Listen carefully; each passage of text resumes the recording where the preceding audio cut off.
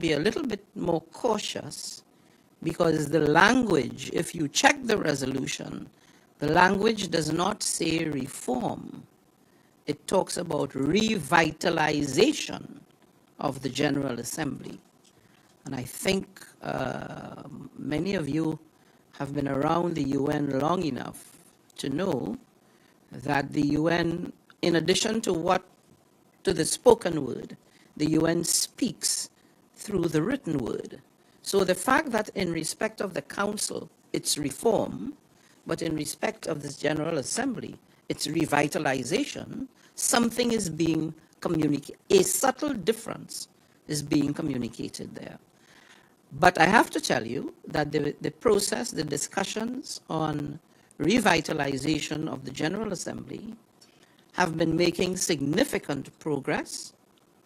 There are many things, many improvements that are proposed, and that I hope will continue, I know that will continue into the 79th session.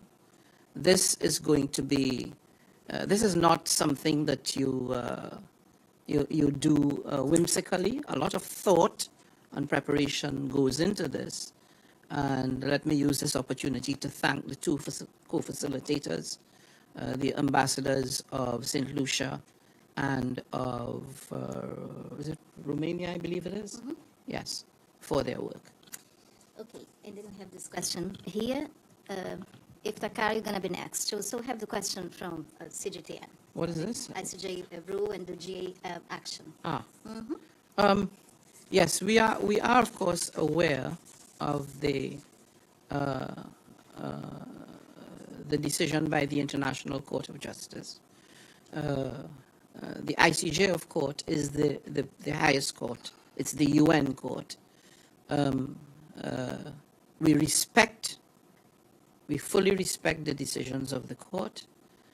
We have not received a letter to that effect during my presidency.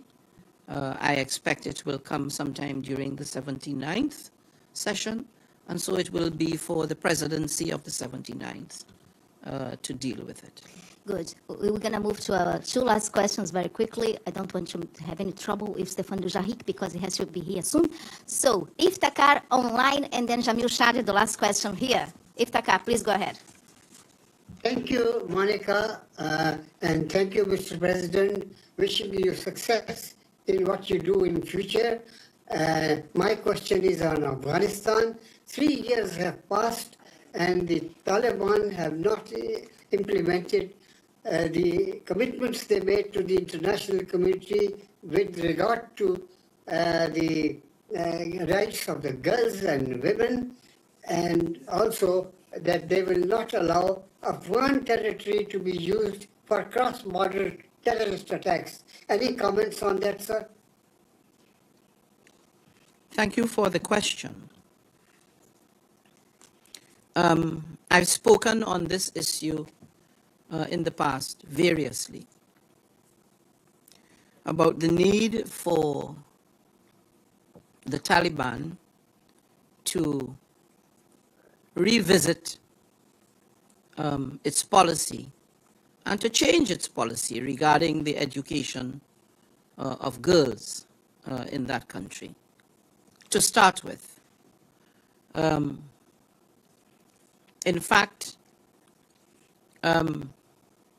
I had hoped to conduct a special meeting on this question before the end of the presidency. But unhappily, it was not possible to do so. I mean, I've said it all before. It's an anachronism that denies the young people, the young women of Afghanistan, their basic human right, the right to an education. I said at the beginning of my presidency in the statement, in my acceptance statement, that it was education that delivered me to the podium of the presidency of the General Assembly. And I still feel that way today. It will never change. Education is the great liberator and equalizer. And all human beings upon this planet have a right to it. It is a fundamental right that everyone must enjoy. I hope that the international community will continue to use its influence, and that those who are partners of the Afghan regime would use their influence to effect change in this area. I note with interest that earlier this year, they did allow a limited group of women to study medicine. And I thought that this was a helpful and useful forward step that could be broadened, but we have seen no evidence of that since. So I encourage them and I urge them to act in the best interest of the future development of Afghanistan by allowing young girls to go to school, because education helps us to navigate the intricacies and complexities of the world. Education is more than just reading a book or counting numbers. It really opens up the vistas of the brain and helps to improve the quality of people's lives. Thank you. On If cross-border terrorist attacks. You mean the terrorist attacks?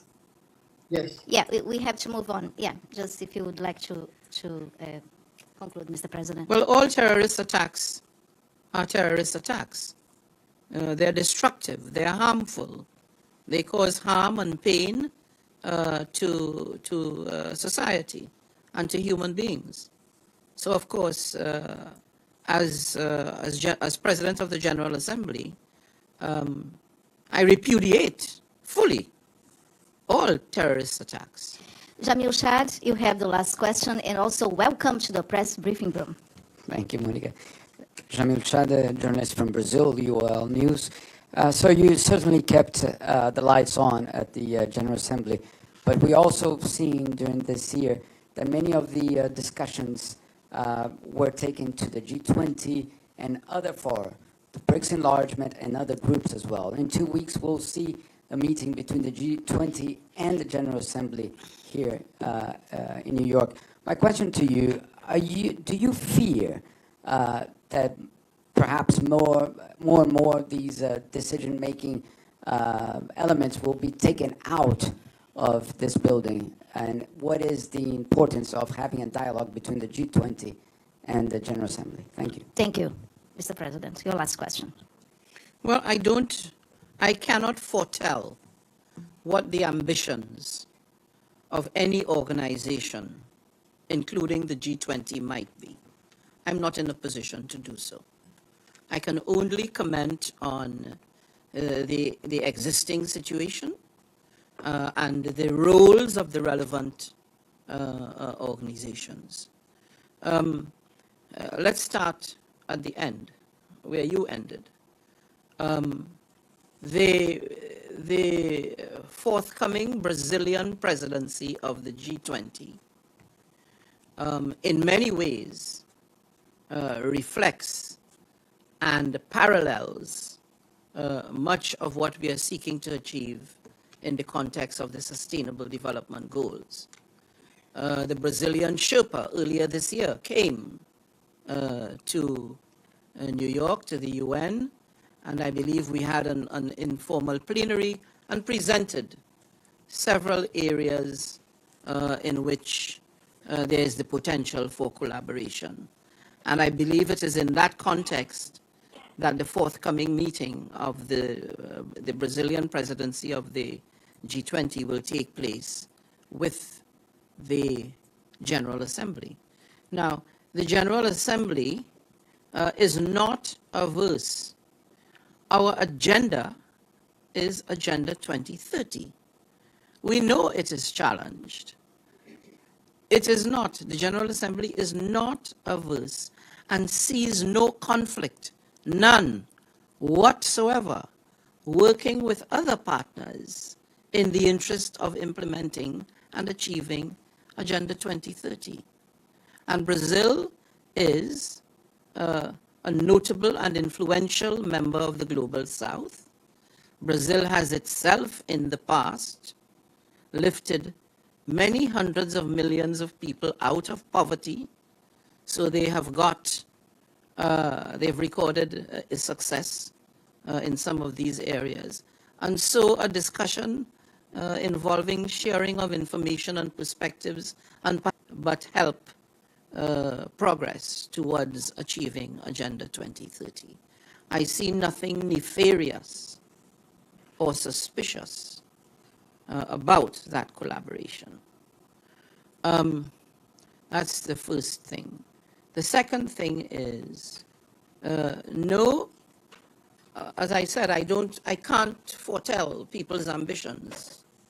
What I would say is, the ambition of the United Nations remains absolutely the same: to serve the international community as best it can, to achieve peace and security, to achieve development, and to ensure the progress and observation, the adherence to human rights. That's our core. That is our brand. It is not going to change at all. We are faithful to those values and principles because we believe in them, and we believe that they are as relevant and as powerful today as they ever were. So, whatever ambitions may exist, I do not foresee that there is going to be, certainly in my lifetime, the departure of any of the key issues from this forum to anywhere else. As I said, we are the only ones that bring 193 countries, more or less, to the table. And the fact that they keep coming, consider this. This is a very important evidentiary point. The fact that they keep coming year in, year out, is testimony of the faith that the international community still has in the power and potential and promise of the United Nations. Are we done? Yes, I think that concludes. Thank you all very much for your time. Thank you very much, Mr. President. Thank you. Thank you.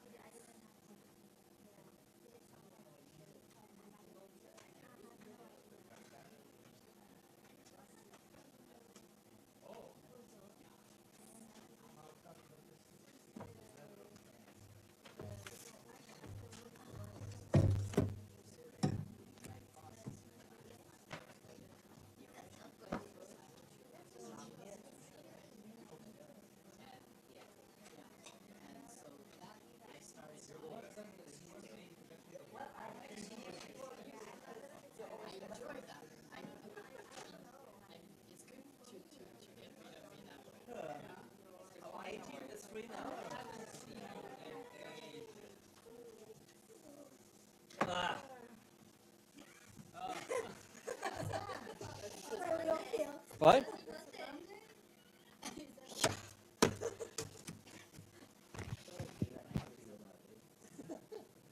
Well, you're upsetting the balance here, Benno. No, there was nobody on this side. No, but you're usually over there. I'm just used to people's seats. No, it's okay. It's all right. All right, all right. I know. Trust me, it doesn't take that much. All right. Let's start with the closest. Here this morning, the Security Council heard a briefing from our head of the Department of Peace Operations, and that would be Under Secretary General Jean-Pierre Lacroix. He briefed the Council during its annual open debate on UN peacekeeping. He told Council members that UN peacekeeping remains a cornerstone of multilateralism in action, but he added... Oops. All right. But he told Council members that UN peacekeeping remains a cornerstone of multilateralism in action, adding that peacekeeping faces formidable challenges and can only ever be as strong as collective support of UN membership. Mr. Lacroix said the Summit of the Future will be a moment to reappraise and reaffirm the inherent strengths that have made peacekeeping successful over 80 decades. Peacekeeping has proven itself as a key tool for this Council. He said it must be continued to adapt to meet future challenges. The onus on all of us is to ensure that we are ready. His full remarks were shared with you. Turning to the situation in Gaza, today, as you may have heard, would have marked the start of a new school year in Gaza. However, after 11 months of hostilities, more than 600,000 young people are being deprived of access to formal education for another year. The UN Relief and Works Agency says no official schooling is available in any of its 200 schools, with many of them being used as shelters for displaced Palestinians. The agency says its teams are still providing recreational activities and psychosocial support in some of its schools. Children in Gaza continue to suffer the worst effect of the humanitarian crisis there, including the risk of disease outbreak. We, along with our partners, are continuing our efforts to protect children against the polio virus, with the Office of the Coordination of Humanitarian Affairs reporting that partners concluded the second phase of the vaccination campaign yesterday in southern Gaza. Meanwhile, more than 256,000 children under 10 in Khan Yunis and Rafah were reached over a period of 4 days during the second phase of the vaccination campaign. The initial round of the campaign is now almost 70% complete, with more than 446,000 children vaccinated out of 640,000 targeted during this first round. The second round of vaccination is expected to start in about 4 weeks. The last phase of this first round is set to begin tomorrow in northern Gaza. However, new evacuation orders issued for parts of the north include areas where local pauses had been agreed for polio vaccination. About 5,000 displaced people sheltering in 7 collective centers, mostly buildings that had been used as schools, are among those affected by this order. That's according to the initial assessment by our humanitarian partners. OCHA warns that repeated vaccination orders are deepening the humanitarian crisis for hundreds of thousands of people in Gaza. As of today, more than 55 evacuation orders remain in effect, covering up to 86% of the Gaza Strip. These directives, coupled with active hostilities, attacks on aid convoy, and the destruction of key roads, the presence of unexploded ordnance, and a lack of public order and safety, are impeding aid operations in Gaza. Access delays and denials have also continued to significantly constrain humanitarian access. OCHA